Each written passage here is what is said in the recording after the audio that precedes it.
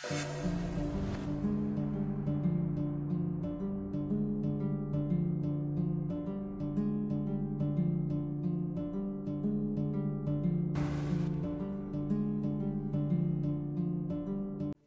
David Trones at Shanti Cooper ay kamakailan lamang dumaan pareho sa divorce nung nagkakilala sila sa isang dating site.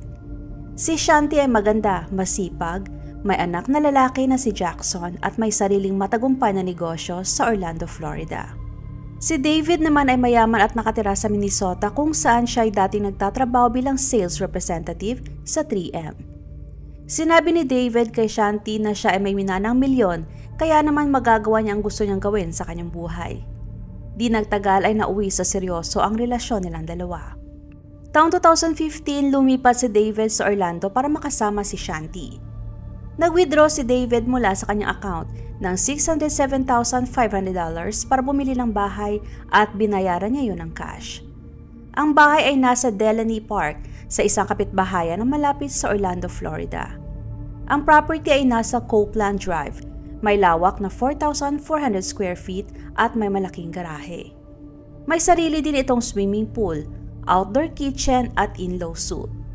Makalipas ang 2 taon bilang magkarelasyon, March 22, 2017, nagpakasal sina David at Shanti. Nagsimula na rin sila sa mahabang proseso ng renovation ng biniling bahay. Hindi madali ang magpa-renovate ng bahay. Maliban sa malaking gastos, kinakailangan din na mag-adjust ng mga taong nakatira doon, lalo na at kailangan nilang ilipat ang kanilang mga gamit. Katunayan, isa sa sobrang naapektuhan ay si Shanti dahil madalas ay sa bahay lamang siya nagtatrabaho. Dahil sa palaki ng palaki ang renovation, kinakailangan nilang pansamantalang lumipas sa in-law suite at ang lugar na yon ay napakasikip. Nagpatuloy sa pagtrabaho si Shanti kahit na ganoon ang sitwasyon ng kanilang bahay at katunayang si Shanti ang gumagastos sa renovations. Gumastos na ng halos $250,000 si Shanti. Si David naman ay araw-araw na nakabantay sa mga nagtatrabaho. Siya ang nagbibigay ng instructions kung ano mga dapat gawin. Pero ang totoo ay walang kaalam-alam si David sa kanyang mga ginagawa. Hindi rin niya alam kung tama nga ba ang ginagawa ng mga nagtatrabaho sa kanila at paiba-iba siya ng desisyon. Isang rason yon kung bakit tumagal at mas lalong lumaki ang gastos at malaki na rin ang nailabas na pera ni Shanti. Dahil hindi na pagplanuhan ng mabuting renovation, kalat-kalat din ang ginagawang trabaho at walang natatapos. Sa katagalan ay naging desperado na rin si David. Ilang taon ang nakakaraan mula na magtrabaho siya sa 3M. Kahit na magandang pasahod sa nasabing kumpanya, wala namang mga ebidensya na meron siyang maraming pera. Kahit na binili niya ng cash ang bahay, hindi niya talaga binili ito. Inilagay niya ito sa trust fund kasama ang kanyang ina. Maaring ang ina niya nagbigay ng pera sa kanya o di naman kaya ay ginawa yun ni David para maprotekta ng kanyang sarili kung sakaling mauwi sa hiwalayan ang relasyon nila ni Shanti. Noong kinasal sila ni Shanti, ang titulo ng property ay hindi rin niya binago. Nakapangalan pa rin ito sa kanila ng kanyang ina. Unti-unti nang napapagod si Shanti sa walang tigil na pagpapalabas ng pera sa proyekto hindi naman natatapos-tapos. Pagod na rin siyang tumira sa maliit at masikip na lugar dahil sa napakaraming gamit na nakasiksik sa loob. Kaya kailangan ng gumawa ng paraan ni David para matapos ang renovation. Naramdam na rin niya na parang ayaw nang maglabas ni Shanti ng pera.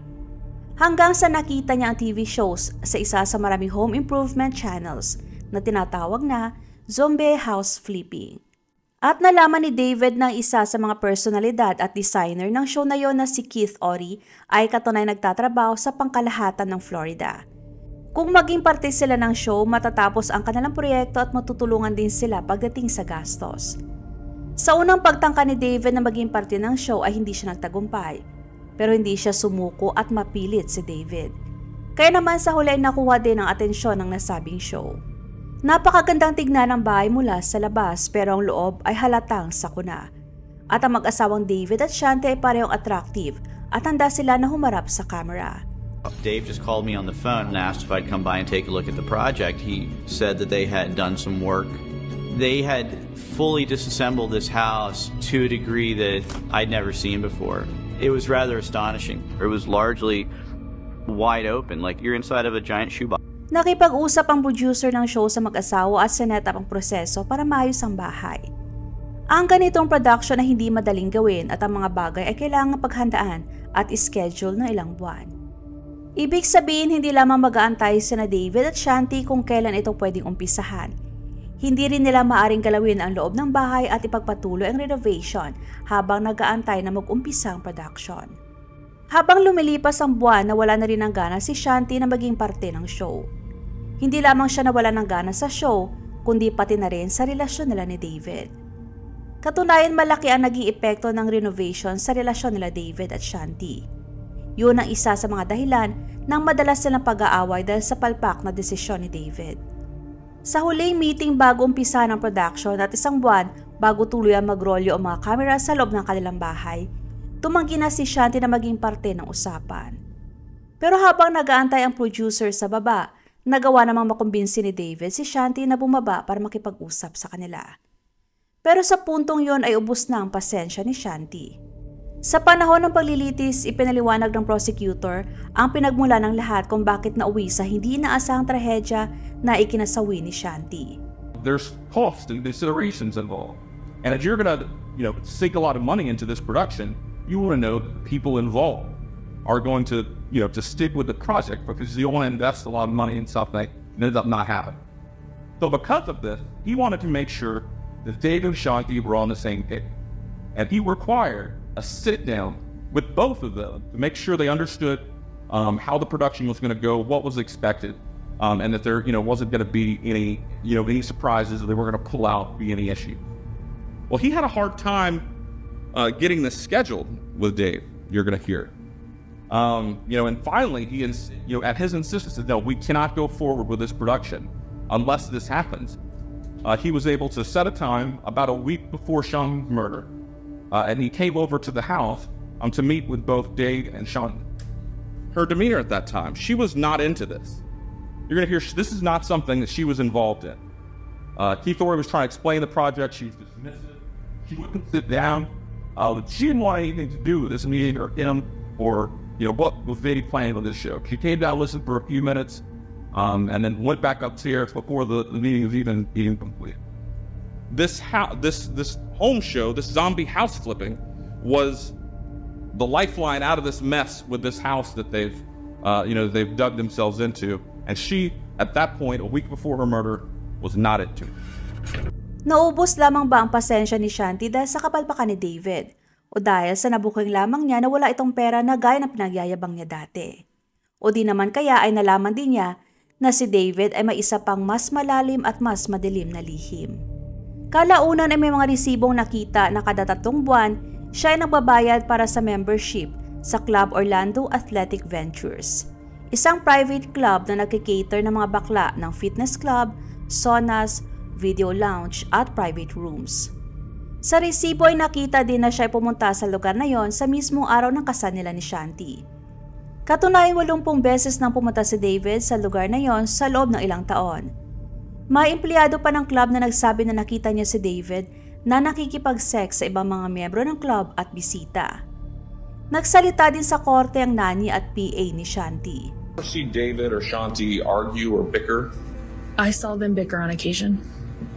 Did they ever bicker about the home renovation, things of that nature? Yes, sir. Was there ever a time that you recall seeing her that she was not wearing the engagement ring? I never saw her not wear the engagement ring. The only time that she ever took off was the wedding band, because one day I reported to work and one of the diamonds had fallen out, so she had me take it to the jewelers, but she was still wearing the engagement ring. April 24, 2018, alas 3 ng hapon. Tumawag si David sa Orlando Police Department. After what happened? Okay, what happened? I was in the shower. And she passed away? Listen. Okay, what's your name?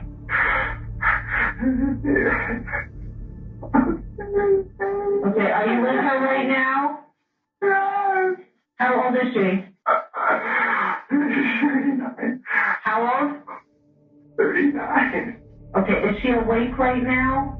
No. Is she breathing? I can't wake her up. I can't wake her up. Okay, listen. Is she breathing? No, I tried to do CPR. I can't get her to breathe. Okay. Can you get her out of the shower? I can't. I pulled her out. Okay. Is she laying flat on her back? Yeah. Okay. And you don't know what happened or when anything happened? Oh. Okay. Is there a defibrillator available? A what? Is there a defibrillator available? No. Okay. No. We can do CPR. Okay. Okay. We can do CPR on her until the paramedics get there. Okay. Okay.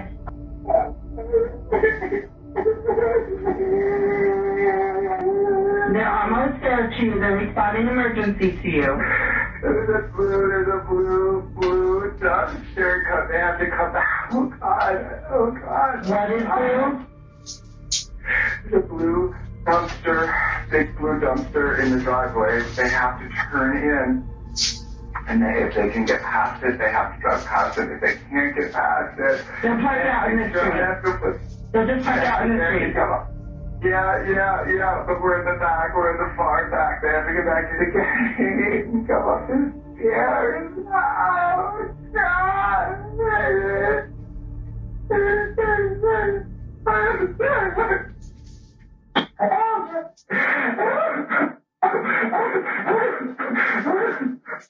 There's water.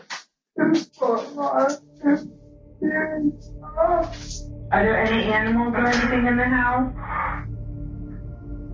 They're downstairs. They're in their kennel. Okay. They need to come up the stairs. I did tell them they need to come up the stairs, okay? I want you, when you hear them coming in, when you hear them coming in, I want you to call them, okay?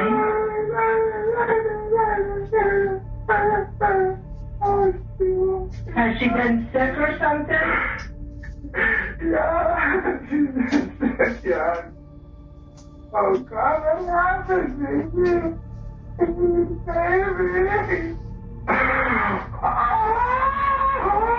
Okay, the paramedics are on the property, okay? I'm going to stay on the phone with you until you're right with them.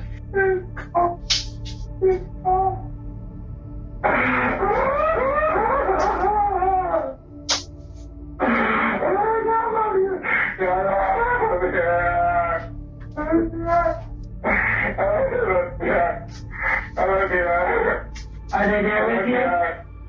Pagkarating ng mga pulis, nakita nila na mukhang naguguluhan pa si David.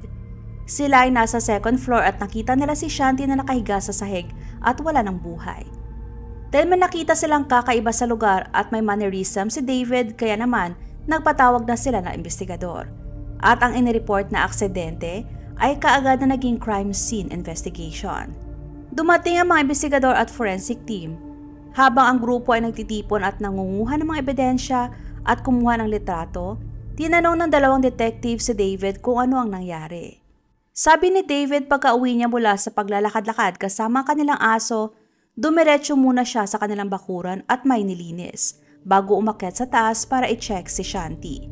At para tanungin kung kailan nila susunduin si Jackson mula sa bahay ng kanyang ama. Ayon kay David, nakita niya si Shanti na nakadapa sa kanilang bathtub na may lamang tubig.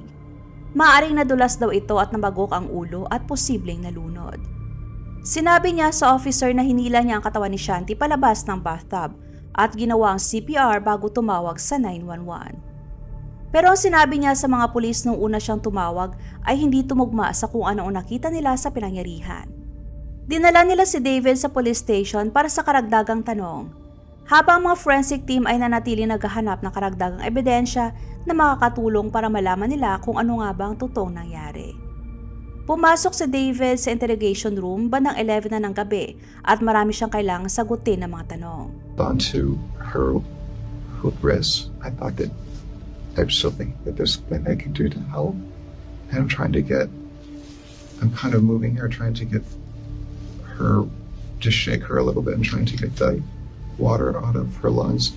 I got her in front of the couch and I had to stop and put her down, and I tried to lift her head to kind of clear, like I guess it's a thing you do if you're going to do CPR or something. And she's not responding. She had blood coming down her hips and on the side of the body. And I'm still thinking that she's going to be okay. I got that we had taken the mattress pad off the bed. I set the mattress pad down underneath her and I set her on the imagery to lift her. When was I wiped? I didn't know what was going on anymore. I had a towel that I had used to pull her out of the shower or out of the tub with. I tried to wipe. Oh, where was the blood coming?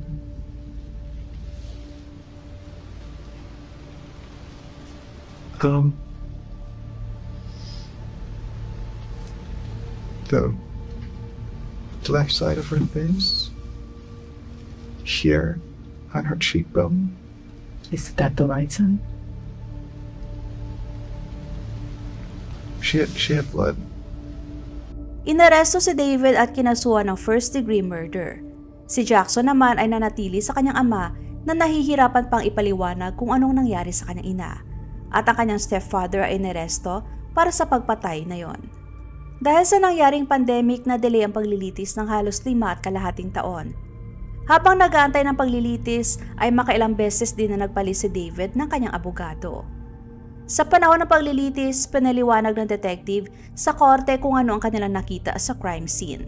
With the blood stains, where there was deep blood stains on the carpet that appeared to have some water around them, but she wasn't wet, her skin was not pruned, her clothing appeared damp but not soaked, her hair was messy and appeared damp but not soaked, but the carpet itself didn't appear wet except for where those soaked blood stains were. Did you see any signs of water similar to what you're describing around the bloodstains by the bed between the bathroom and where she was found? None. Did you see any blood, like trails of blood, like had she been dragged and left those marks on her knees in that path? No blood on the carpet, no water on the carpet leading from the bathroom to where she was. The bathtub floor was dry. The tub was dry. There's dried, diluted blood on the walls. There's dried, diluted blood in the tub.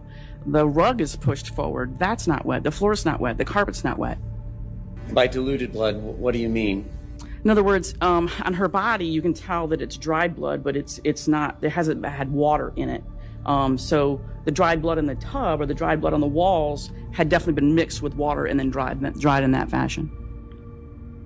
Based on your observations at this point in your walkthrough, did you reach out to contact the medical examiner's office?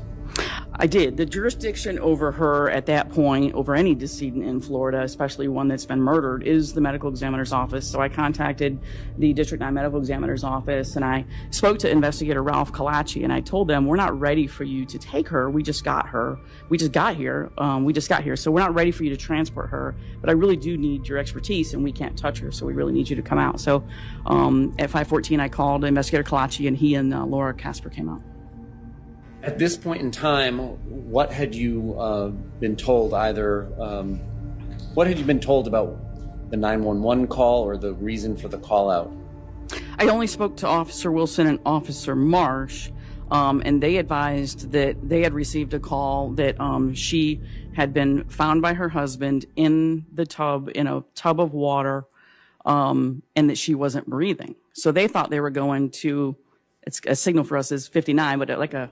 Sa panahon ng autopsy, nakita ng doktor na hinampas ng matigas na bagay ang ulo ni Shanti at saka siya sinakal hanggang sa mamatay. Nakita din na ang kanyang kaliwang mata ay may mga dugo. Ang kaliwang pisngi ay may mga sugat din at ang kanyang cheekbone ay basag. May mga gasgas din ang kanyang tuhod, indikasyon na siya ay hinila habang nakaluhod. At ang mga sugat na nakita ay kinumpirma ng doktor na sa kaparehong araw nangyari. Ilan pang ebidensya ay ang kanilang finances, ang sekretong buhay ni David at ang problema nila sa relasyon. 6 na araw ang nilaan para sa mga testimony at ang kaso ay napunta sa mga jury at ang hatol ay noong October 18, 2023. Si David ay napatunayang guilty sa kasong first-degree murder at siya ay sinentensyahan ng habang buhay na pagkakakulong ng walang parol. It reads, we, the jury, find the defendant guilty of first-degree murder as charged in the indictment. So it says we all, dated at Orange County, Florida, on the 18th day of October 2023, signed by the foreperson.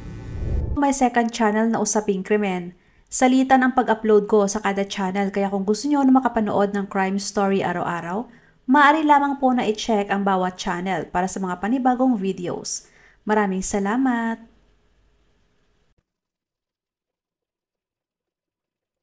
Huwag magatubiling ibahagi inyong mga saloobin at komento. And please huwag kalimutang mag-like and subscribe sa aking channel kung hindi mo pa nagagawa. Magkita-kita tayo ulit sa aking susunod na video. Maraming salamat!